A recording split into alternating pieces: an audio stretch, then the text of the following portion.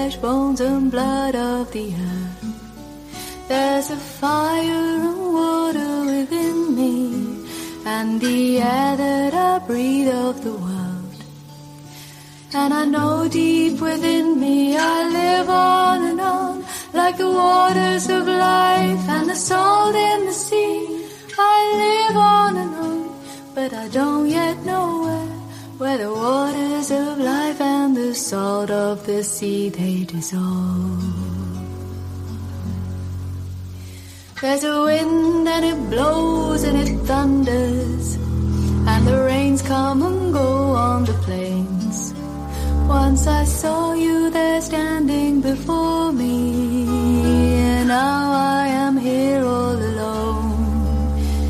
And I know deep within me you live on and on, like the waters of life and the salt in the sea. You live on and on, but I don't yet know when the waters of life and the salt of the sea they dissolve.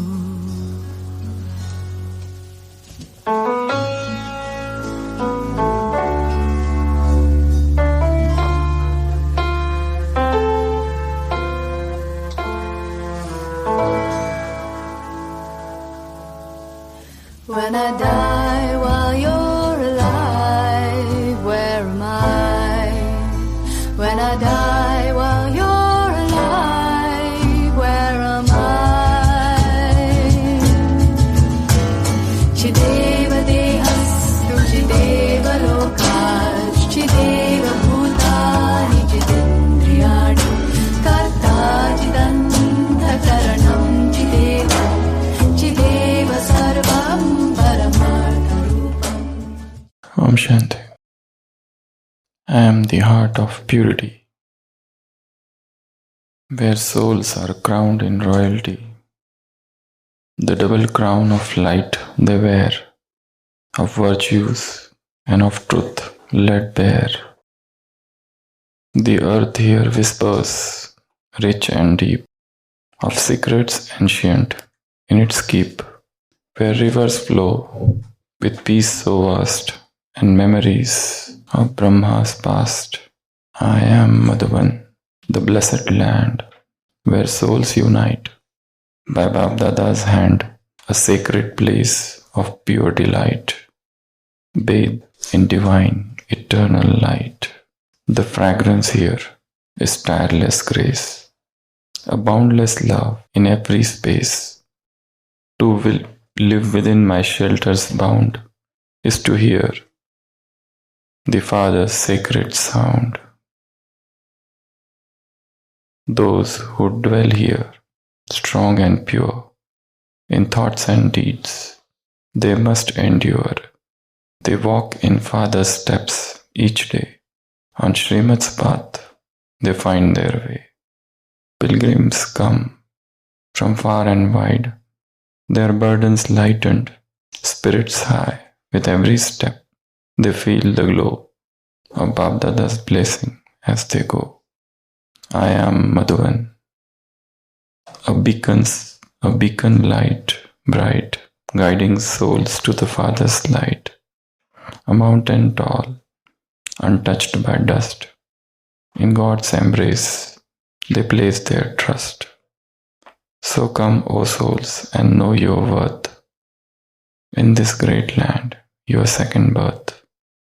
To live in me is fortune's grace in Madhuban, God's holy place. Today's Murli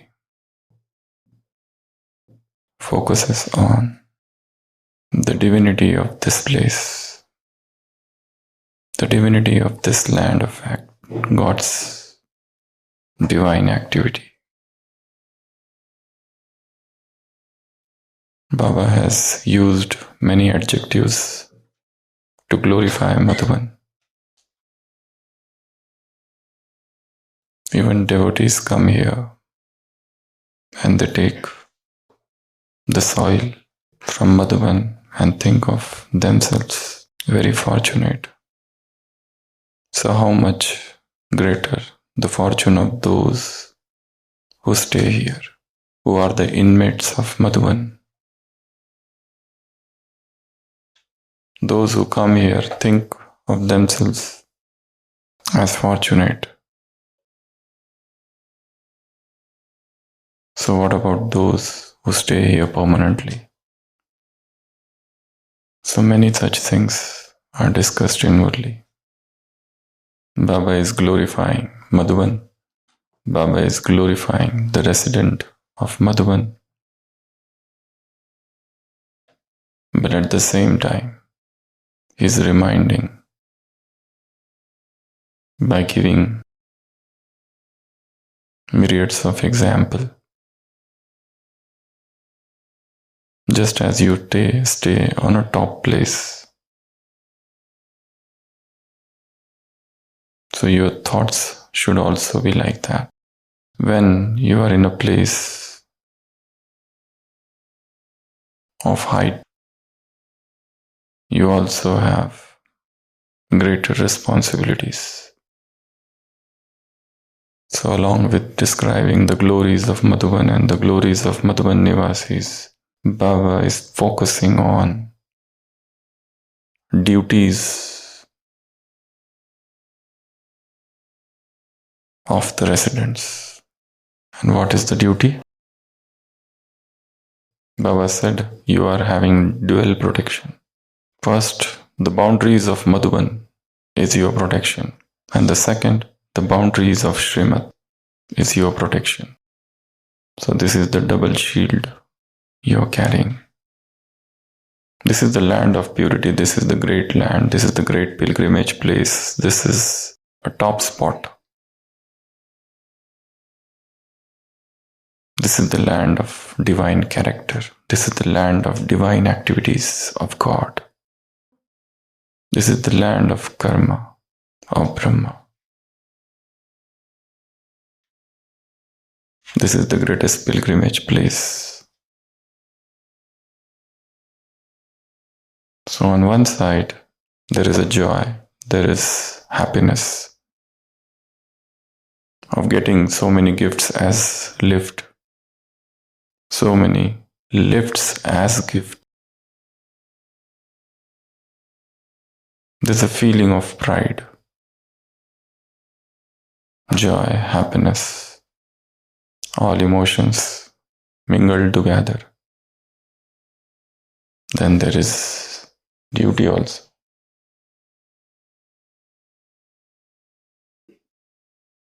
With great power comes great responsibility. You remember the Spider-Man, no? With great power comes great responsibility. So your thoughts, your words, your actions, your connections and your relationships, everything should be like the Father. Do this checking. First check and then accept. This checking is the machinery. This practice is the machinery. Baba also gave example of kings. They would not eat anything unless and until it is checked, doubly checked, tasted by their servants or subordinates. Thought is the food of the intellect. Words is the food of your mouth. Actions is the food of your hands and your legs. First check, see, and then allow, and then accept. Acceptance should come after checking, not the other way around. I am staying at such an elevated place, so my thoughts should be elevated. Baba also talked about 36 divine virtues. If you are getting 36 varieties of food, delicious food, but if you don't have these 36 virtues, then you are not entitled to have that sumptuous dish. So this way, the Murli is exploring what is Madhuvan, what is the glory of Madhuvan, who are Madhuvan Nivasis, who are the inmates of Madhuvan, what is the glory, what is the greatness of those residents, what are the duties of those residents, what they should do, what they should not do, what sort of checkings they should have. Thought, word, and deed tracker. Some visualization exercises, and so on and so forth. But the question is, all this should not remain an effort. Everything should come effortlessly, and that will come only when there is inner awakening. This will come only with that self-awareness. Once the self-awareness comes, everything will fall in place. Your thoughts, your words, your actions, your connections, your relationships, you don't have to make effort. They will be in tune with the divine. They will sync with the divinity. Even rather than self-checking, this should arise from inner silence, from self-realization. The deeper that realization, the deeper the inner awareness, the deeper the inner awakening, automatically everything will come. You don't have to think, should I speak or should I not speak? Should I establish a rapport with this person or not? What should be my connections? What should be my relationships? What should be my actions? What should be my words? What should be my thoughts? How long you're going to go on checking? Just as the train has a route, the train doesn't think, oh, which route I should go. Platform 1, platform 2 or platform 3. The train is never confused. The route is already there. Srimat is the route. Just put the mind on that route, on that track. And the train of living will follow. So it's a question of inner awakening. It's a question of inner enlightenment. But there is always a confusion about the definition of the enlightenment and the definition of the enlightened persons. The more you read about enlightenment, you will find various definitions. And the enlightened persons of this planet Earth are often misunderstood. Because this Earth is inhabited by those people who are slaves. So how can slaves understand the king? The enlightened person is the king, is the boss, is the master, is the freedom incarnate. So when an enlightened person enters an avatar,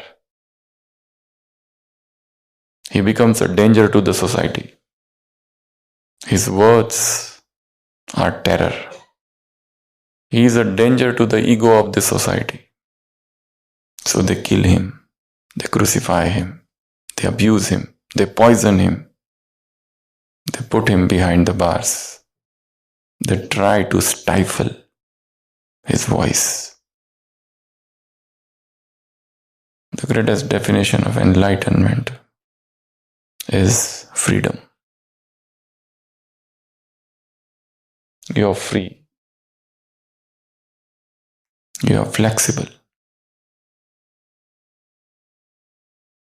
You touch the inner resilience, flexibility. There was a young guy who was born in a Jewish family, Jews. He purchased a motorcycle, but his father said, first you should ask the religious teacher, Dharmaguru, Rabbi, whether you should ride a motorcycle or not. whether it comes in the rules or not. So he goes to the rabbi. Rabbi is a religious teacher, Dharma Guru. And this rabbi is an orthodox man. Old traditions, old methods. So this young boy asked the rabbi, Master, I have purchased a motorcycle. Should I ride it? And I need your blessings. That blessings is called Barucha in Jewish.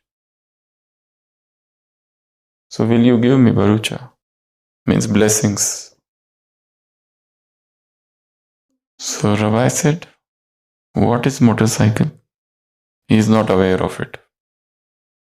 Because he only knows texts, spirituality, spiritual text, synagogues, and books and the things of the book.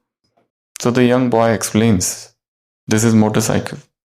And the orthodox rabbi says, this is not allowed. It's not written in books, the spiritual text. It is sin. You should immediately throw it away. But the young boy wants to ride it. And he is not happy with this opinion. He thinks of taking a second opinion. Just as patients keep on going from doctor to doctor for second opinion. So he goes to a little conservative rabbi who is wearing a little modern clothes, not that gown like that orthodox one. So he goes and asks that conservative rabbi, should I ride a motorcycle? The conservative rabbi says, what is motorcycle? The young man explains. Then he says, see, I think though it is not mentioned in our books, but your conscience is the last guide. So you act according to your conscience. The boy is not happy. He thinks I should go to some modern religious guru. So he goes to a modern religious guru. And this guru is wearing t-shirt and jeans and himself riding a bike. And he asks, should I ride a motorcycle, master? The master says, yes, of course, why not? You should. Can you give me some prayer or some blessing, Barucha? And the master says, what is Barucha? So on one side is the orthodox person. And on the other side, the modernity. The modern has become so modern that he has forgotten all the things of the spirituality. And the spiritual has become so spiritual that they have become almost fastidious, bigot, suffering from that fanaticism, with that limited vision, with that tunnel vision. They cannot think of anything else. The path is the middle path. To strike a balance, the pendulum should stop in between here. The pendulum has a habit to go on this side or the right side. When it goes to the right, it gathers the pendulum momentum to move towards the left. To strike a balance like this in everything. Extremities are to be avoided. Whether it is food, whether it is anything, clothes, anything. And then, through that balance, the blessings come. Baba said, Madhuban Nivasis are blessed, doubly blessed. They don't have to think of what to purchase, what to buy. They get everything on the platter. People come to meet them. They don't have to go and meet others. All their wants, all their desires get fulfilled. They have all the attainments. God comes to meet them and they have the ample opportunity to meet the Father. So, whenever there are opportunities and whenever there is a fortune, there are also duties. So, this practice, checking yourself, what tasks can be created. Baba also said, you can have picnic of elevated experiences. So, you visualize a picnic of elevated experiences. Think that you are in Madhuban, doing some activity, some seva, in some department, no matter in which corner of the world you are, because Madhuban is not just a geographical place. Madhuban is home without walls. Madhuban is the fragrance. Madhuban is the presence. So visualize yourself doing activities, attending classes, attending Murli class, moving around, talking with people, sitting in meditation, doing yoga, leading the yoga, umpteen activities you're doing. Visualize. That visualization will give you power. This is first thing. And the second, think of 1 or 2 special qualities of Madhuban residents that you admire and aspire to embody them in your own life. You can write a short essay or work in something like that. Connect with the Madhuban spirit through collective reflection. Om Shanti.